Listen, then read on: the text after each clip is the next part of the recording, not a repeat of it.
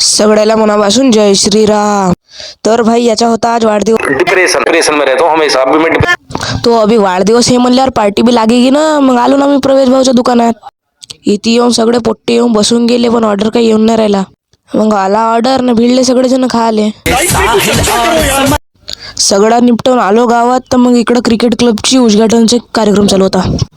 आता उद्घाटन म्हणल्यावर म्हणजे कायच, आता क्रिकेट क्लबनं रात्री क्रिकेट आयोजित केलं। हिवाळा असेल ना, तुम्ही गावाकडचे असेल तर हात तर शेकणं पडतेच। आता वाढदिवस आहे म्हणल्यावर केक बी कापा लागन ना। केक तर एवढा खतरनाक सजवला होता, बापा बापा। ग्राउंड दिसू ना दिसो, माझा चेहरा दिसला पाहिजे। हा बी कोणत्या तरी गैऱ्या दुःखाचा दिसून राहिला। आता पहिल्याच दिवशी पहिलाच सामना होता सोनेगाववाल्याचा, म्हणजेच सुमित भाऊची टीम। भाऊची थंडी जरा जास्तच दिसून पडत होती। सोनेगाववाले फुल फॉर्म मध्ये दिसत होते पण।